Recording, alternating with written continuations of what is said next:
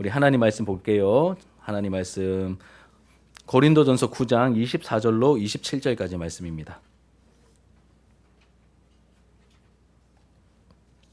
고린도전서 9장 24절로 27절까지 말씀. 우리 한 절씩 교독하고 마지막 절은 함께 읽도록 하겠습니다. 제가 24절에 먼저 읽겠습니다.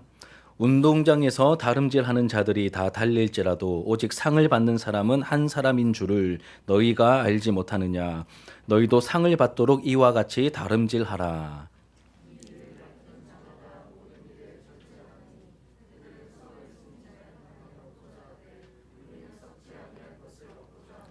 그러므로 나는 다름질하기를 향방 없는 것 같이 아니하고 싸우기를 허공을 치는 것 같이 아니하며 복종하게 함은 내가 남에게 전파한 후에 자신이 도리어 버림을 당할까 두려워함이로다. 아멘. 함께 읽은 이 본문의 말씀을 가지고 저절로 되지 않습니다 라는 제목으로 하나님 말씀을 함께 나누도록 하겠습니다.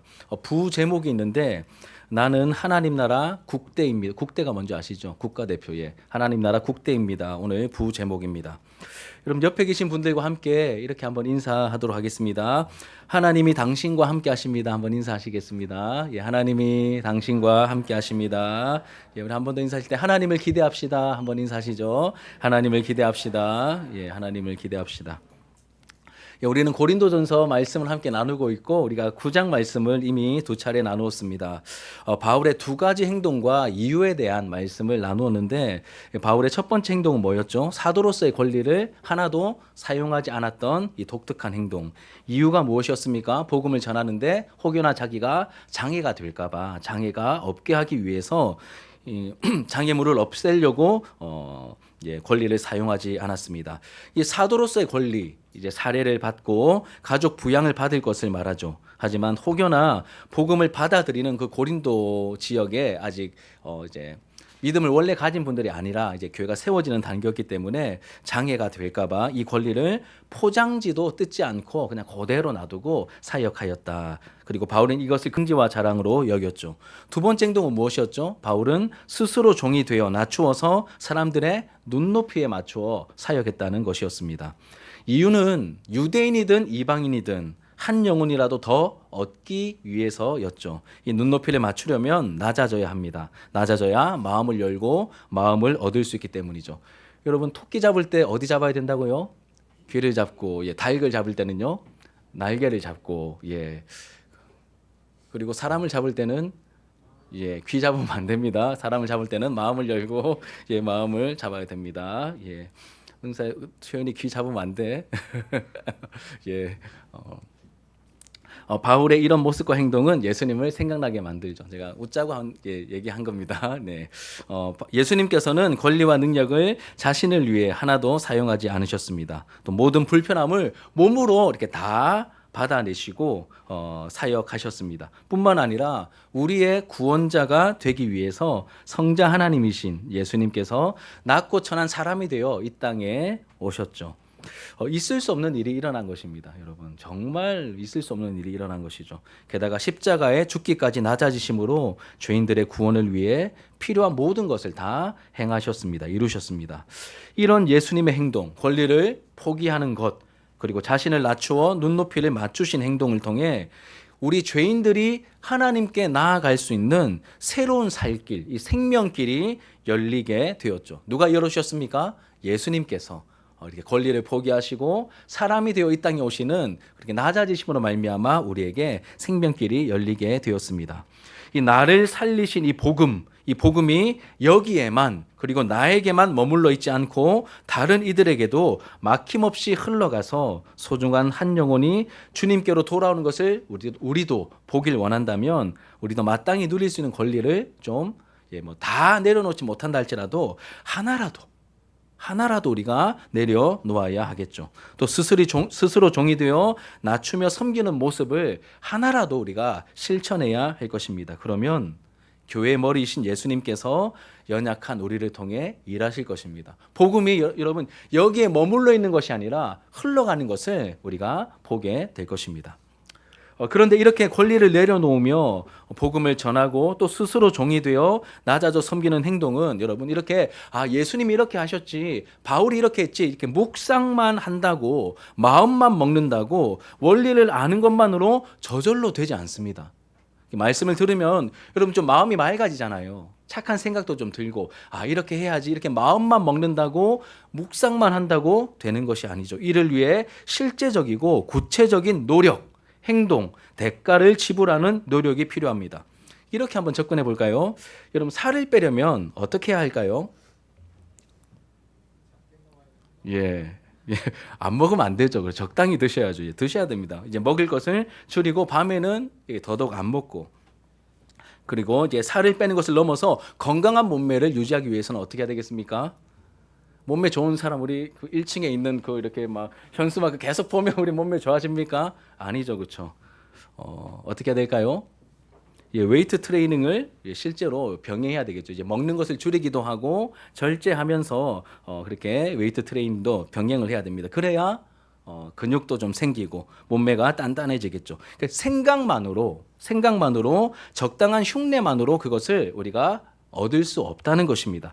그래서 바울은 이 9장 앞에서 말했던 두 가지 행동 그리고 두 가지 이유 잘 말한 다음에 그냥 거기서 그래 예수님처럼 낮아져야지.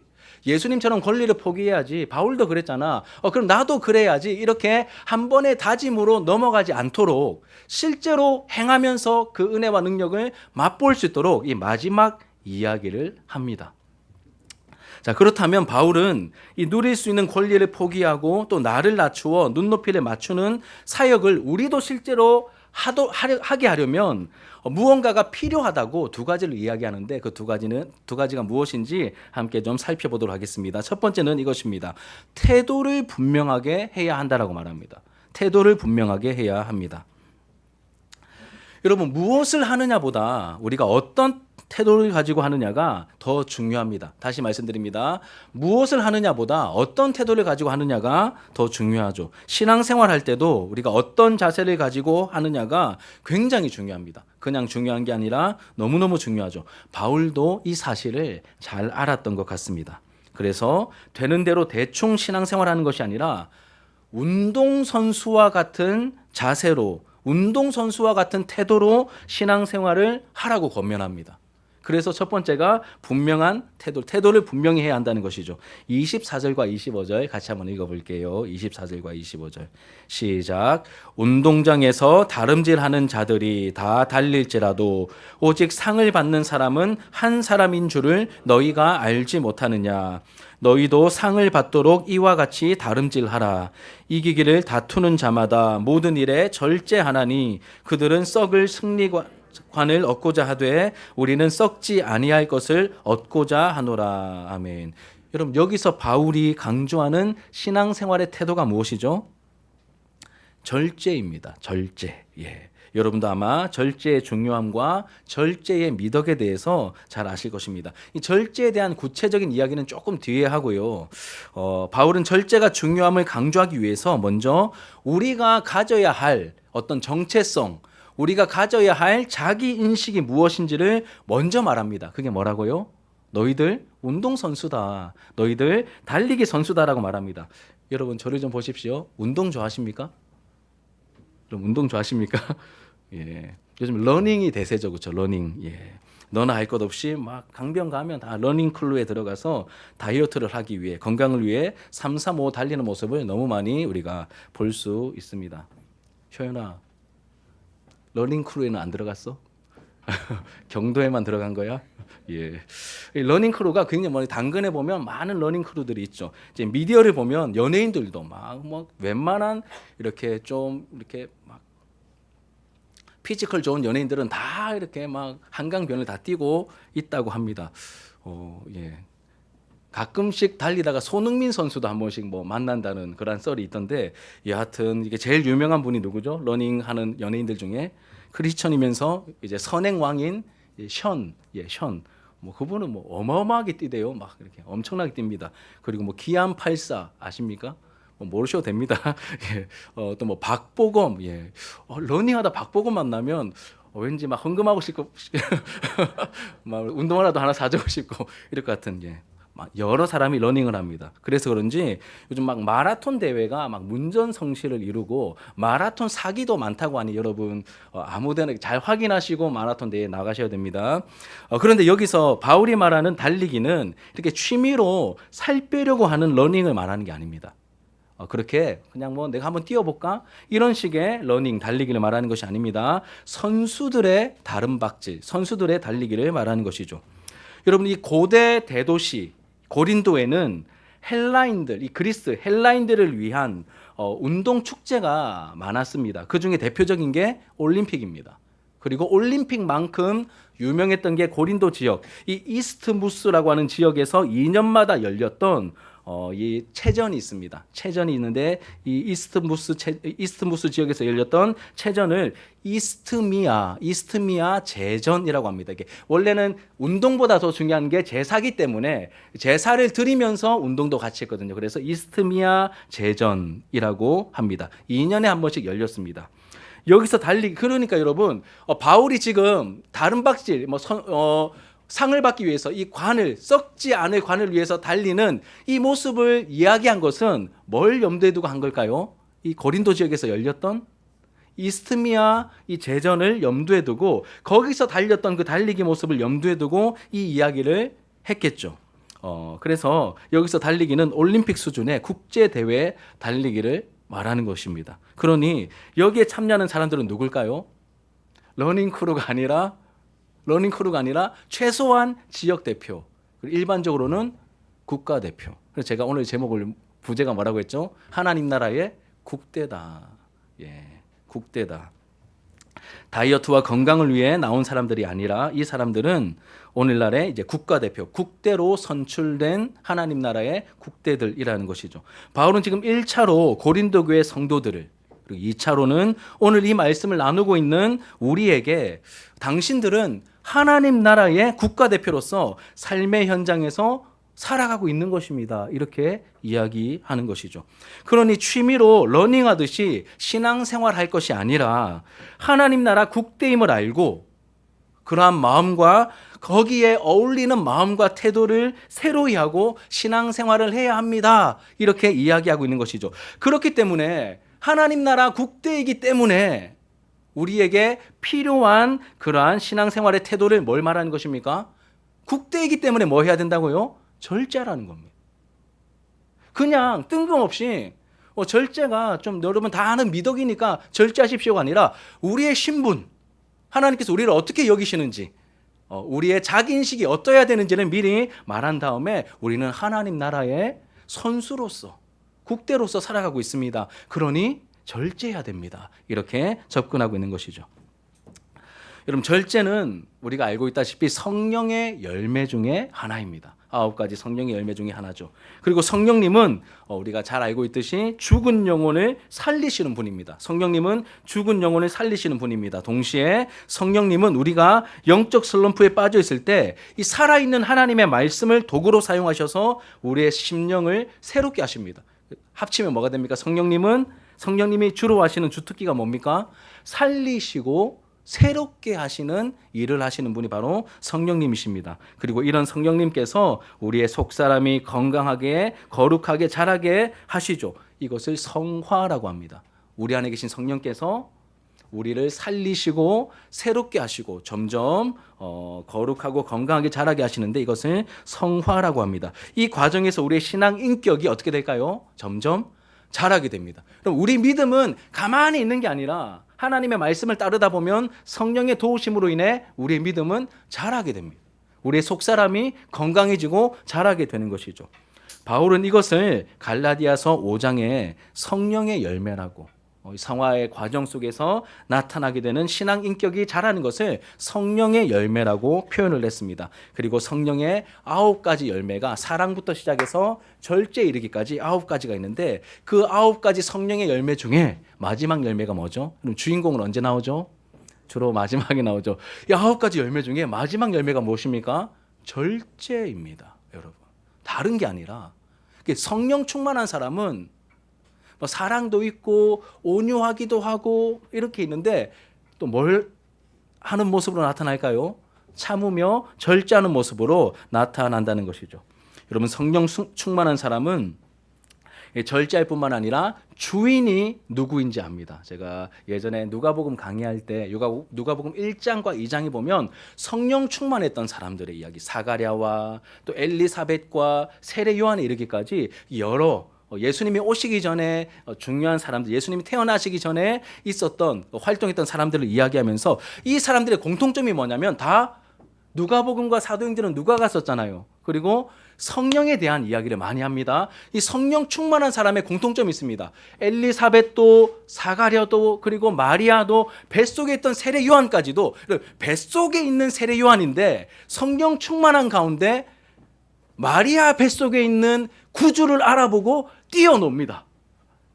성령 충만한 사람의 대표적인 특징이 뭐냐면 주인을 알아봅니다. 예수를 알아보고 주인을 알아보죠. 동시에 내가 누구인지 압니다. 이게 성령 충만한 사람의 또 중요한 특징입니다. 그래서 주인이 누구인지를 알고 내가 누구인지 알기 때문에 자기가 어떤 태도로 살아가야 하는지도 분명하게 압니다. 말씀이 말하는 대로 내가 취미로 신앙생활하는 게 아니라 나의 부르심은 국대구나 라고 하는 것을 알고 거기에 걸맞는 삶을 살아가고픈 소원을 가지고 태도를 가지고 살아가게 된다는 것이죠. 그래서 태도가 다르고 행보가 다릅니다. 선택이 다릅니다. 갑작스럽게 제가 생각난 사람이 있는데 말씀을 준비하면서 생각난 사람이 있었는데 바로 세례 요한입니다. 세례 요한. 아무도 없는 빈들에서 그가 메뚜기와 석청을 먹으며 약대 털옷을 입고 삶을 검소하게 절제하며 살았습니다. 왜 이렇게 살았을까요? 왜 이렇게 살았을까요? 어떻게 이런 삶을 살 수 있었을까요? 하나님 앞에서 하루하루를 살았고 하나님 나라 국대라는 자기 인식이 있었기 때문이죠. 아무도 없습니다. 이런 빈들에서 살겠으니까 처음에 사람들이 찾아왔을까요? 처음에 아무도 없었습니다. 점점 소문이 났겠죠. 빈들에서 사역할 때 아무도 없던 그 시절에 사람은 아무도 없지만 나는 하나님 나라 국대야 라고 하는 마음을 가지고 살아갈 때 누가 보고 있다는 것을 알았을까요? 하나님께서, 하늘의 천사들이, 그리고 먼저 하늘나라에 간 믿음의 선진들이 자기를 보고 응원하고 있다는 것을 아마 알았을 것입니다. 그러니 그토록 처절해 보이기까지 하는 절제 삶을 살 수 있었던 것이죠. 이 33년의 짧은 생애지만 예수님과 동시대에 깊은 삶을 살아가면서 이 짧은 생애지만 깊은 영적인 업적을 이 세례 요한이 남길 수 있었습니다. 사랑하는 여러분, 예수님을 닮은 이 낮아져 눈높이를 맞추어 섬기는 모습, 그리고 권리와 자유를 포기하며 복음을 전하는 모습은 저절로 되는 게 아닙니다. 오늘 제목이죠. 여러분, 저절로 묵상한다고 생각한다고 저절로 되는 게 아닙니다. 바울은 자신이 하나님 나라 국대라는 사실을 알았습니다. 그리고 오늘 말씀을 통해 우리에게도 이 기준을 제시하고 있습니다. 그런 걸 보면 여러분, 우리도 하나님 나라 국대로 여기시는 것을 우리가 알 수 있습니다. 그럼 바울에게만 말씀하신 게 아니라 이것을 기록으로 남겨서 우리에게까지 보여주시고 우리에게까지 말씀하시는 걸 보면 하나님께서 바울을 얼마나 귀하게 여기셨습니까? 인정하시죠? 하나님께서 바울을 얼마나 귀하게 여기셨습니까? 그런데 동일하게 바울만 귀하게 여기는 게 아니라 그 말씀을 우리에게도 보여주시면서 아들아, 딸아, 사무엘아, 서준아, 하람아, 재훈아, 나는 바울만 귀하게 여기고 바울만 국대로 여기는 게 아니라 너희들도 내가 그렇게 여긴단다. 이것을 우리에게 이 하나님의 기대와 마음을 알려주시고 보여주시는 것이죠. 그게 아니면 이런 요구를 하실 이유와 필요가 없습니다. 그리고 우리는 썩어버릴 면류관이 아니라 썩지 않을 승리의 관을 위해 달리는 중이다라고 말씀하십니다. 사랑하는 여러분, 오늘 말씀이 나에게 하시는 말씀으로 들리는 분들은 이 말씀이 부담이 아니라 나를 향한 하나님의 기대로 마음에 들리고 다가오게 되기를 축복합니다. 나를 특별하게 여기시는 하나님으로 인해 영적인 긍지를 가지게 되기를 축복합니다. 제가 그냥 막 다 싸잡아서 말씀드리는 게 아니라 이렇게 말씀드렸습니다. 오늘 말씀이 나에게 하시는 말씀으로 들리는 분들은 이 하나님의 기대를 마음에 담으십시오. 그리고 저는 이제 담임 목사니까 바라기는 우리 모두가 다 이 하나님의 기대가 마음에 다가왔으면 좋겠습니다. 내가 그리고 우리가 누구인지 어떤 부르심을 받은 존재이고 하나님께서 우리를 어떻게 여기시는지 우리가 분명하게 알게 되기를 축복합니다. 그럼 대충 살아도 되는 어중이 떠중이로 우리를 부르지 않으셨어요. 우리를 향한 하나님의 기대와 목표가 있다는 것이죠. 그리고 여기에 전폭적인 지원을 하나님께서 마련해 주실 것입니다. 여러분 국가대표가 되면 안 돼봐서 모르겠죠, 그렇죠? 국가대표가 되면 뭐 다 나오잖아요. 막 밥도 뭐 태릉 선수촌이 얼마나 잘 나옵니까? 우리 서준이 이렇게 고등학교 이렇게 갔는데 거기서도 막 이제 브리핑을 듣는데 그 이제 간부가 나와가지고 얘기하더라고요. 71가지 품목이 다 무상으로 제공된대요.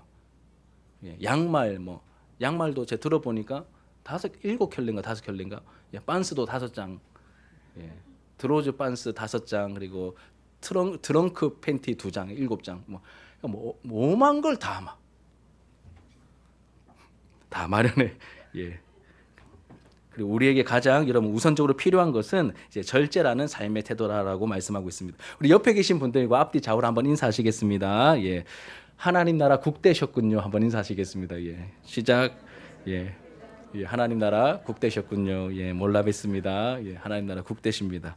자, 그렇다면 여러분 우리가 어떤 부분에서 절제해야 할까요? 어떤 부분에서 25절 상반절 같이 읽겠습니다. 시작. 이기기를 다투는 자마다 모든 일에 절제하나니. 자, 우리가 달리기 선수입니다. 자, 이기기를 다투는 자마다 어떤 일에 절제합니까? 모든 일에 절제하나니.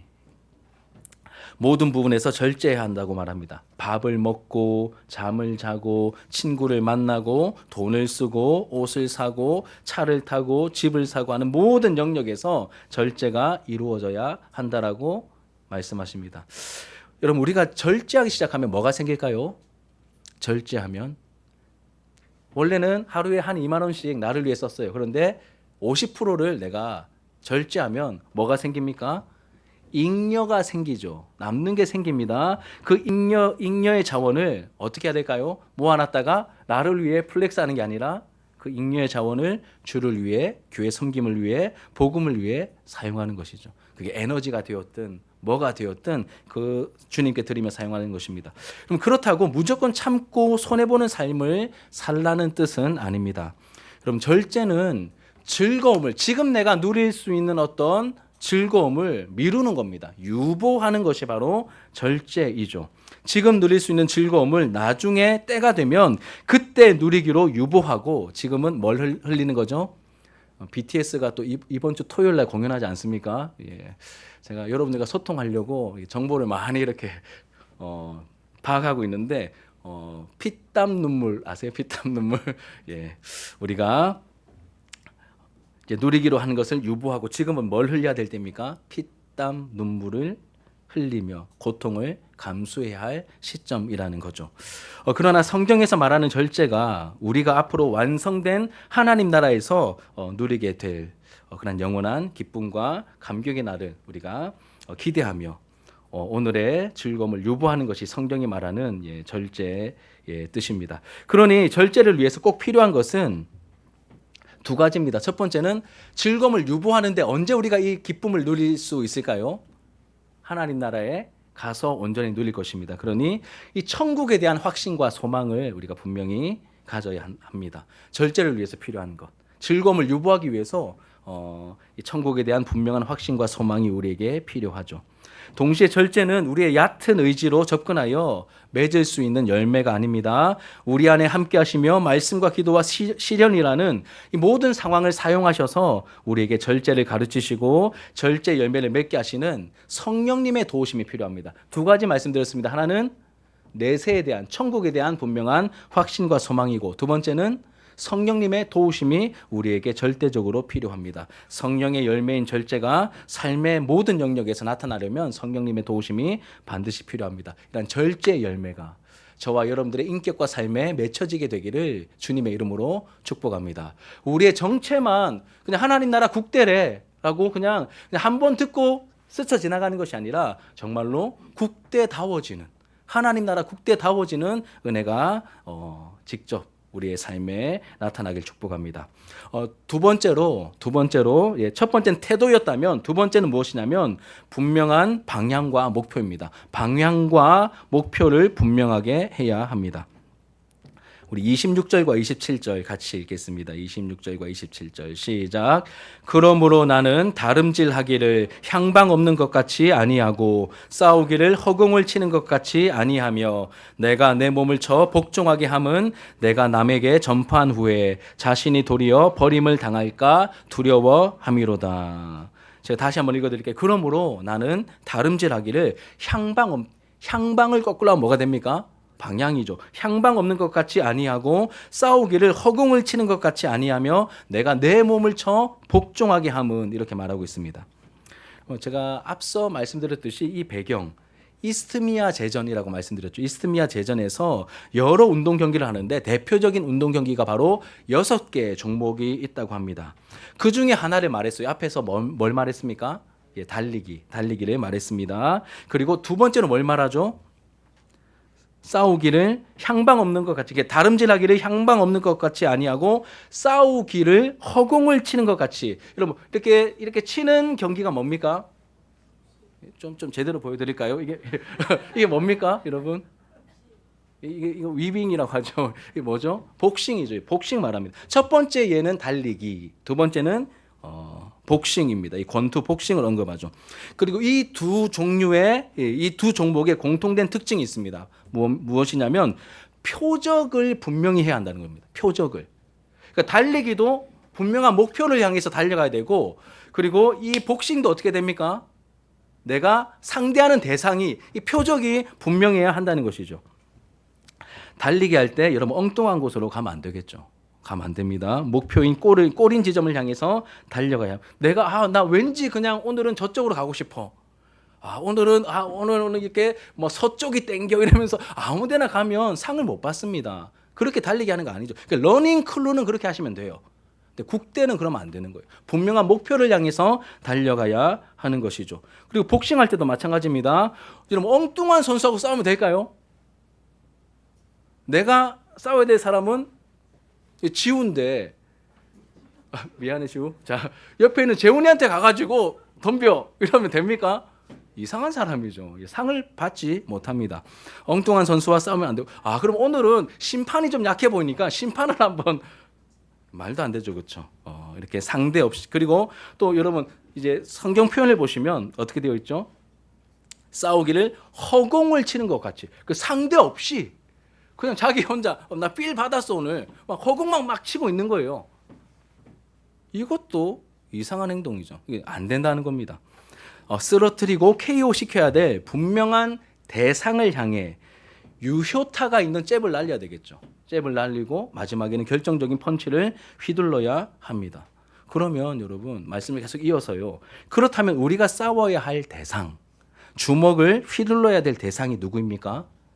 27절에 보시면 뭐라고요? 마귀라고 했는데 맞긴 맞는데 오늘 여기선 답이 아니에요. 자, 보시면 허공을 치는 것 같이 아니하며 그다음 뭐가 나옵니까? 내가 내 몸을 쳐 복종하게 하면. 뭘 쳐야 됩니까? 그럼 상대방 치면 저 마귀 든 것 같다면서 이렇게 막 하람이 가서 때리고 막 누구 가서 때리고 이러면 안 되면 누굴 쳐야 됩니까? 자기 자신입니다. 내 몸을 쳐 복종하게 해야 하는 것이죠. 다른 누군가를 향해 주먹을 휘두르는 것이 아니라 자기 자신을 쳐서 복종시켜야 한다고 말합니다. 여러분 하나님의 이제 전신갑주, 에베소서에 보면 전신갑주가 나오죠. 뭐 구원의 투구, 뭐 의의 흉배 이런 거 할 때 마지막 무기가 뭐죠? 성령의 검, 말씀의 검이죠. 여러분 이 말씀의 검으로 누구를 찔러야 될까요? 누구를 찔러야 될까요? 자기를 찔러야 됩니다, 여러분. 제발 좀 휘두르지 마세요.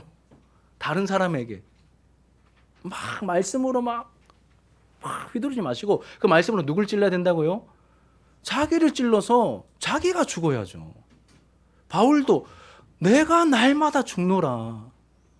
내가 죽어야 됩니다. 다른 데 사용하지 마시고 그 말씀을 자기를 향하셔야 됩니다.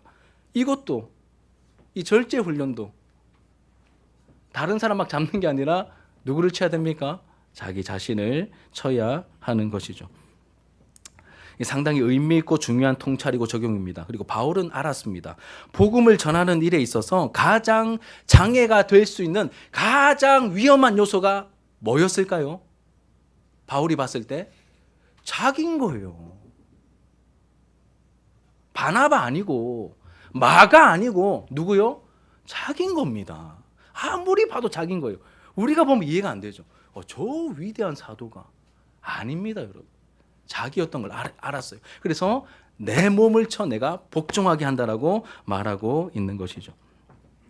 다른 대상이 아니라 하나님이 원하시는 바에 순복하지 못하는 자기 자신이라는 것을 잘 알았습니다. 그래서 복음에 장애가 되지 않고 한 영혼이라도 더 얻기 위해서는 자신을 쳐서 복종시켜야 한다라고 말했던 것이죠.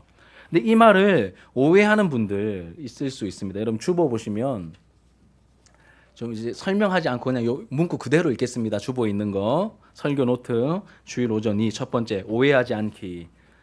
오타 하나만 수정할게요. 영혼은 선하고 몸은 악하기. 다는 빼십시오. 자, 같이 한번 읽어보겠습니다. 시작.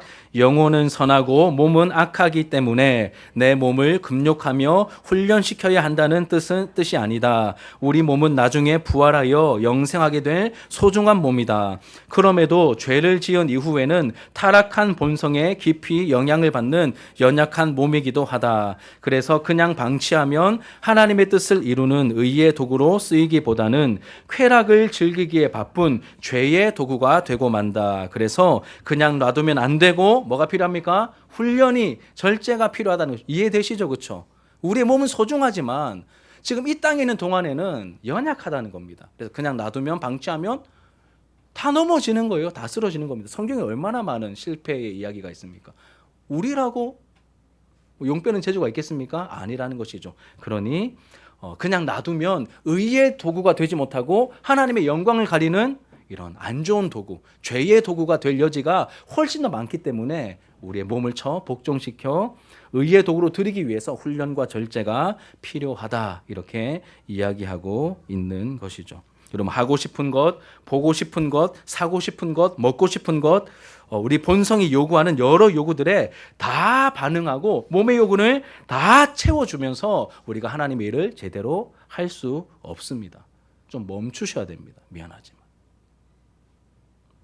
계속 내 몸이 요구하는 거, 그래, 그거 먹고 싶었어? 자. 그거 사고 싶었어? 자. 다 들어주는 게 아니라 절제는 멈추는 것이죠. 멈추셔야 됩니다. 그냥은 안 됩니다. 내 옛 본성, 우리의 이 죄성, 이기적인 이 죄성에 타격을 줘야 됩니다. 그래서 뭘 친다고요? 내 몸을 쳐 복종시키는 겁니다. 진짜 내 몸을 치는 게 아니라 내 몸 안에 있는 나의 이 타락한 본성에 타격을 줘야 하는, 자꾸 쳐야 됩니다. 이 단어는 이게 휘포피아조라는 단어인데 눈 밑에 복싱 선수가 눈 밑에 자꾸 잽을 날리면서 피멍 들게 만든다 이 뜻입니다. 자꾸 타격을 주는 거예요. 내 본성에, 나 자신을 위하려는 그 본성에 자꾸 이렇게. 오늘 설교하는데 액션이 좀 많습니다. 그만해야 되는데 자꾸 내 영혼의 본성에 타격을 주어서 이 이기적인 본성을 추구하지 못하도록 멈추고 하나님의 뜻을 이루는 의의 도구로 쓰임받도록 날마다 나를 쳐서 복종시켜야 한다는 뜻입니다. 저절로 안 됩니다, 여러분. 그래서 훈련이, 절제가 필요하다는 것이죠. 늘 절제하면서 살면 좋겠지만 저처럼 연약한 분들은 매일매일 막 이렇게 하셔야 됩니다. 막 그러면 너무 금욕적으로 흐르고 시험에 빠질 수 있으니 우리 수준에서 할 수 있는 절제 훈련을 찾아서 시작하셔야 됩니다. 막 이상적인 목표를 정해놓고 말과 생각으로만 때우려고 하시기보다는 수준 낮아 보이지만 내가 할 수 있는 그 한 가지를 삶의 자리에서 실천하는 것이 훨씬 중요합니다. 우리의 삶에 진짜 뭔가를 하나씩 하기 시작할 때 내 영혼이, 이 죄성이 여러분 내 눈 밑에 이렇게 자꾸 맞으면 멍들듯이 내 어떤 이기적인 본성은 점점, 옛 본성은 점점 힘을 잃고 내 안에 있는 새롭게 창조해 주신 이 하나님을 사랑하는 새로운 본성은 점점 자라가게 되는 그러한 은혜를 우리가 맛보게 될 것입니다. 그래서 제가 어떻게 적용하면 좋을까 고민을 좀 하다가 일단 이렇게 좀 접근을 해보았습니다. 1년에 2번 정도 교회 공동체적으로 접근하면 좋겠다라는 생각이 들었습니다. 상반기에 한 번, 하반기에 한 번. 상반기에는 부활주의를 앞둔 이 고난주간 시즌에 자기 자신을 쳐서 복종시키는 이 절제 훈련을 하는 기간으로 이 고난주간을 좀 삼으면 좋겠다라는 생각이 들었습니다. 늘 해왔던 거죠. 사실 우리 청청부 자녀들은 늘 해왔던 건데 미디어 금식입니다. 미디어 금식. 우리 SFC에서 늘 이렇게 놓치지 않고 매년 이렇게 하는데 이제 올해도 제가 확인을 해보니까 이제 3월 30일 월요일부터 이 한 주간을 미디어 금식 주간으로 보내더라고요. 우리 이 한 주간을 좀 절제하면서 미디어 금식을 좀 하면서 보내었으면 좋겠고 우리 학습과 세례를 저와 함께 훈련받는 친구들은 목사님이 매주 내주는 그 경건 생활 숙제표를 열심히 하면 됩니다. 예, 말씀 암송하고 성경 읽기 해야 될 거 잘 하면서 그렇게 이 기간들을 잘 보내면 되겠습니다. 그리고 다른 분들도 우리 어른들도 마찬가지입니다. 이제 십자가를 향해 우리가 가고 있는 사실은 사순절 기간이죠. 사순절 기간입니다. 평소에 즐기던 것들을 좀 줄이시고 예수님을 좀 더 깊이 묵상하기 위한 그런 몸부림을 여러분들 삶의 자리에서 쳐보시길 바랍니다. 좀 유튜브를 내려놓고 성경을 좀 가까이 하시고 또 신앙 서적을 펼쳐서 읽고 기도 시간을 좀 더 늘려 보실 것을 제가 이제 권면합니다. 그리고 특별 새벽 기도회를 작년처럼 우리가 고난 주간에 하려고 합니다. 특별 새벽 기도회 월요일부터 작년에는 금요일까지 했는데 토요일까지. 월요일부터 토요일까지. 그 토요일은 누구를 위한 배려라면 우리 청소년들과 청년들도 이 하루는 좀 올 수 있도록. 그래서 토요일은 7시쯤에 모여가지고 조금 늦은 새벽 아니죠, 그렇죠? 7시쯤 모여가지고 같이 나누려고 합니다. 작년에는 토저 목사님의 하나님을 추구하다라는 책을 읽었는데 이번에는 이 책을 좀 나누려고 합니다. 우리 신대원 이제 은퇴하신 교수님이지만 이제 윤리학 교수님이셨던 죽음에 이르는 7가지 죄.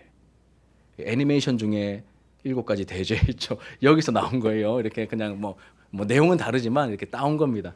죽음에 이르는 7가지 죄. 우리의 절제를 위해서, 우리 영혼의 훈련을 위해서 굉장히 유익한 책이 될 것 같습니다. 이 책을 다 사드릴지 아니면 여러분들 일부 좀 감당하셔야 될지는 나중에 비전 회의할 때 좀 그 얘기는 구체적으로 하도록 하고 여하튼 이 책을 나눌 예정인데 우리 새벽기도 특별 새벽기도의 기간을 그럼 훈련의 장으로 삼으셔서 좀 참여해 주시면 좋을 것 같습니다. 그리고 하반기에는 새 생명 축제 기간을 앞두고 또 훈련하는 기회를 우리가 또 가지도록 하겠습니다. 여러분 바울은 본문의 마지막에서 이제 신앙생활의 여정을 운동 경기에 빗대어 설명합니다. 그리고 철저히 자기 훈련, 이 절제를 강조한 이유를 이렇게 설명합니다. 27절을 같이 한번 읽겠습니다. 27절 다시 한번 읽을게요. 시작. 내가 내 몸을 쳐 복종하게 함은 내가 남에게 전판 후에 자신이 도리어 버림을 당할까 두려워함이로다. 여러분 이렇게 복싱을 하는데 누구를 친다고요? 나를 칩니다. 내 몸을 쳐서 복종하게 하는 이유가 뭐라고요? 내가 남에게 전판 후에 섬긴 이후에 자신이 도리어 버림을 당할까 두려워함이로다. 굉장히 좀 여러분 살짝 조심스러운 말씀이죠. 이 부분을 잘 이해하셔야 되는데 자칫 오해하면 구원을 받은 이후에 실컷 사역하다가 버림받을 수 있는 건가? 이런 식의 뉘앙스로 들리기도 합니다. 하지만 성경 전체의 문맥은 하나님의 구원하심에는 실패가 없다고 분명히 가르치고 있죠. 그러니 여러분 구원받은 사람이 중간에 낙오될 수 있다는 표현으로 이해하시면 안 됩니다. 그렇게 이해하시면 안 되고 여기서 버림을 당한다는 표현은 이런 뜻입니다. 기껏 힘들게 사역하고 난 다음에 진짜 상을 받는 자리에서 누락될 수 있다. 진짜 상을 받는 자리에서 서지 못할 수도 있다. 이제 이런 뜻으로 우리가 받아들이는 게 건전한 해석으로 보입니다. 고린도전서 3장 14절과 15절 말씀 보시면 제가 주보에 적어놨나요? 있습니까? 같이 한번 읽어볼까요? 시작. 만일 누구든지 그 위에 세운 공적이 그대로 있으면 상을 받고 누구든지 그 공적이 불타면 해를 받으리니 그러나 자신은 구원을 받되 불 가운데서 받은 것 같으리라. 같은 전체 문맥입니다. 고린도전서 3장에 보시면 이 앞부분에 어떤 문제를 다루었습니까? 분쟁의 문제였죠. 이 분쟁의 문제를 다루는 맥락 속에서 바울이 고린도 교회 성도들에게 했던 말입니다. 분쟁의 문제를 다루는 문맥 속에서 했던 말인데 뭘 말하죠? 누구든지 그 위에 세운 공적이 그대로 있으면 상을 받고, 열심히 사역한 그 어떤 공로와 공적이 그대로 남아있으면 상을 받고, 그 공적이 불타면 해를 받으리니 그러나 자신은 구원을 너희들 못 받는다라고 말하는 게 아니라 구원을 받되 불 가운데서 받는 것 같으리라. 구원을 받기는 받지만 뭐가 없습니까? 그 공적에 대한 상이 없죠.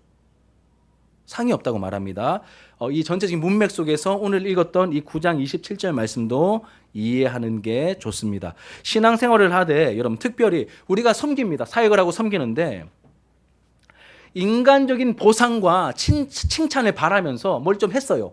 그리고 나서 칭찬받을 거 다 받고 보상받을 거 다 받으면서 우리가 사역하면 나중에 하나님이 주실 상을 우리가 받을 수 있을까요? 없을까요? 받을 상이 없다는 것이죠. 예전에 옥하는 목사님이 돌아가시기 전에 몇 년 전에 하셨던 설교 내용 중에 이렇게 얘기하신 것을 들은 적이 있습니다. 제 기억에 따라 말씀을 드리면, 나는 이미 큰 교회 담임 목사로서 칭찬과 인정을 너무 많이 받았기 때문에 하나님 나라 가서 내가 받을 상이 있을까 두렵습니다. 맞는 말이죠. 우리가 열심히 사역하는데 거기에 대한 어떤 칭찬과 인정을 이 땅에서 다 받아버리면 하나님 앞에 섰을 때 우리가 실제로 받을 수 있는 그 진짜 상급은 현저하게 줄어들게 될 거라는 뜻입니다. 영광스러운 면류관을 써야 될 자리에서 그 자리에 함께 영광스럽게 떳떳하게 하나님 주시는 상급을 우리가 받지 못하고 부끄러운 구원을 받을 수도 있다는 뜻이죠. 반대로 썩지 않을 진정한 면류관을 위해 자신을 바쳐서 이름 없이 빚도 없이 섬겼던 사람들은 놀랍게 드러날 것입니다. 그래서 나중에 하나님 나라 가면 여러분, 저도 그런 두려움이 좀 있거든요. 야, 나는 뭐 조금 섬기면 다 드러나는 자리에 있으니 내가 막 이름 없이 섬기는 분들 근처에나 갈 수 있으려나, 이런 생각이 한 번씩 번뜩번뜩 듭니다. 자, 이제 말씀을 정리하며 마치도록 하겠습니다. 사랑하는 진주 하나로 교회 하늘 가족 여러분, 우리를 하나님 나라의 국가대표로 부르셨습니다. 하나님과 천사들 그리고 믿음의 선진들이 우리를 지켜보며 응원하고 있다라고 하십니다. 먼저는 성경이 말하는 우리의 정체성을 분명히 알고, 뭘 또 분명히 해야 될까요? 우리의 태도를 분명히 해야 합니다. 우리는 러닝 크루가 아닙니다. 신앙생활을 취미생활로 하시면 안 됩니다. 하나님 나라 국가대표로 우리를 부르셨습니다. 그 정체성에 걸맞게 우리가 훈련해야 되고 절제를 해야 합니다. 일단은 절제할 수 있는 것부터 여러분 좀 절제해 보시길 바랍니다. 그리고 고난주간 때 우리가 특세를 하고 또 여러 가지 제가 이것저것 우리 함께 이런 훈련을 해봅시다라고 말씀을 드릴 때, 권면할 때 함께 좀 동참하시면서 이 유익을 누리셨으면 좋겠습니다. 또 한 가지는 우리의 방향과 목표를 분명히 해야 합니다. 목표 없이 달리면 안 됩니다. 또 허공을 치듯이 주먹을 날리셔도 안 됩니다. 목표와 방향을 분명히 해야 하는 것이죠. 특히 우리가 주먹을 날려야 될 대상은 바로 나 자신입니다. 자꾸 옆 사람 막 하지 마시고 나 자신을 쳐서 복종시켜야 합니다. 자신의 몸을 쳐서 복종시켜 하나님께서 필요로 하실 때 의의 도구로 언제든지 드릴 수 있는 영적인 스탠바이가 우리 안에 이루어져야 하는 것이죠. 이렇게 말씀을 통해 깨닫고 도전을 받고 작은 행동을 실천하는 자리에 있을 때 성령의 열매인 이 절제의 열매가 내 인격과 나의 삶의 자리에서, 내 사역의 현장에서도 아름답게 연걸어가게 될 것입니다. 그리고 그 열매의 달콤함을 그냥 구경하는 것이 아니라 직접 우리도 맛보고 누리게 되겠죠. 그래서 복음의 역사와 이 영광을 머리로만 알거나 구경하는 그런 교회가 아니라 이 복음의 역사, 여러분 이제 막연하게 접근하지 마시고 하나님 나라의 역사, 때로는 이렇게 큰 비전도 기도하시면서 꿈꾸면서 가져야 되겠지만, 이 우리를 보내신 우리의 삶의 자리인 이 진주 지역에 뭔가 하나님께서 원하시는 영적인 변화, 영적인 판도를 변화시키려고 하실 때 우리 교회가 나중에 20년, 30년, 100년 지난 다음에 이 진주 지역에 뭔가 영적인 변화를 이야기할 때 하나로 교회가 세워졌고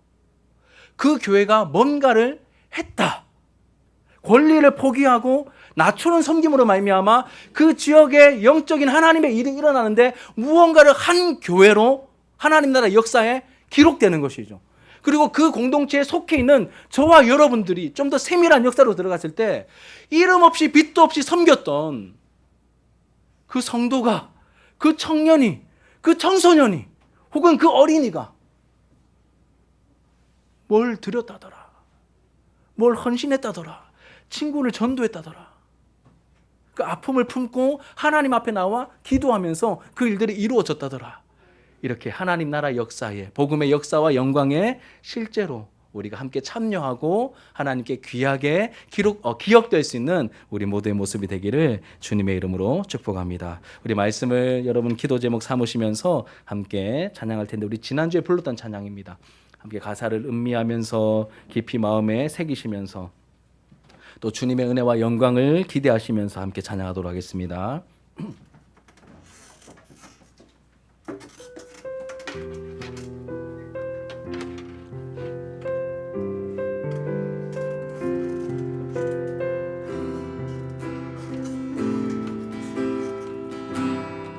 나의 만족과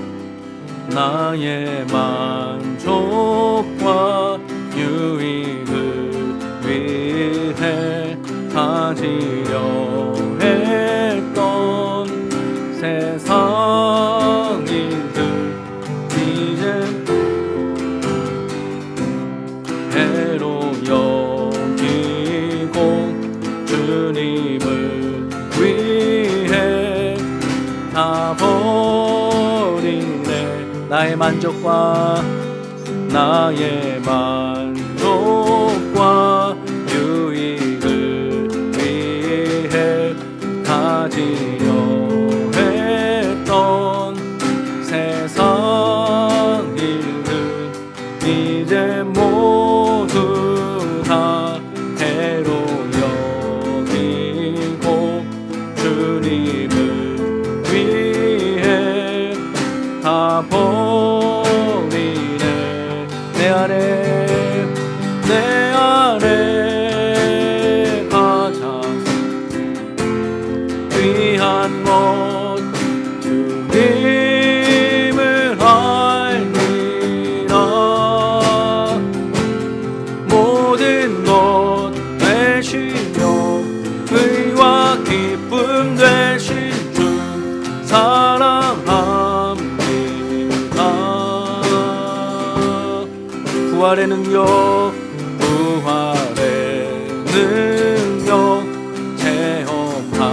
체험하면서 그의 고난에 동참하고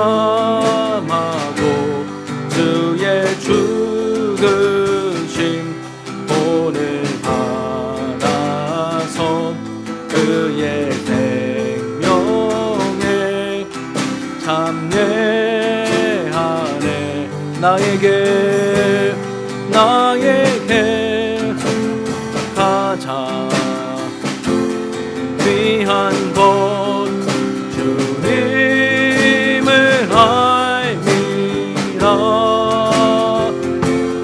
모든 것 되시며 의와 기쁨 되신 주 사랑합니다. 내 안에 귀한 것 주님을 알미라면 모든 것 되시며 의와 기쁨 되신 주 사랑합니다.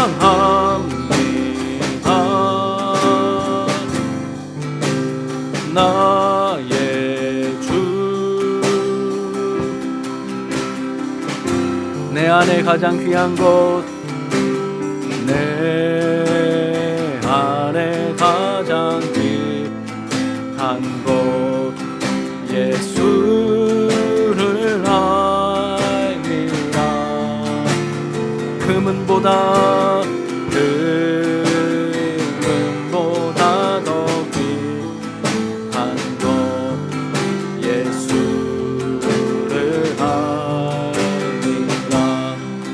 세상 지식보다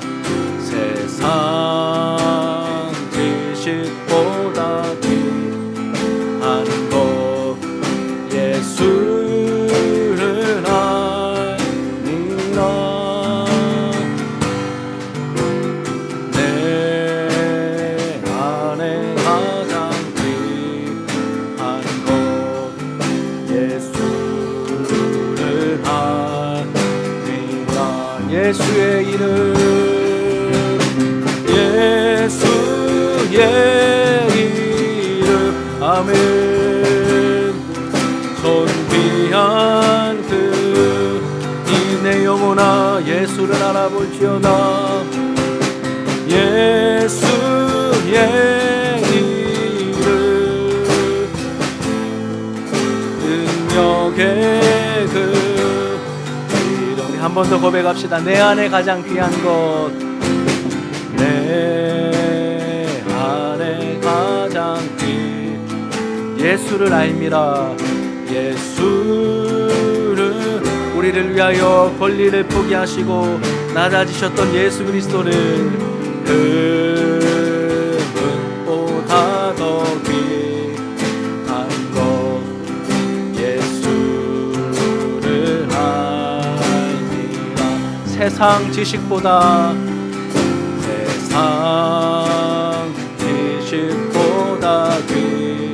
주 예수를 알미라. 예수님 알미라. 내 안에 가장 귀한 것 예수를 알미라. 예수의 이름, 예수의 이름, 존귀한 그 이름, 예수의 이름, 능력의 그. 마지막으로 예수의 이름, 예수의 이름, 예수의 이름, 존귀한 그 이름, 예수의 이름, 능력의 그 이름. 아멘. 우리 말씀을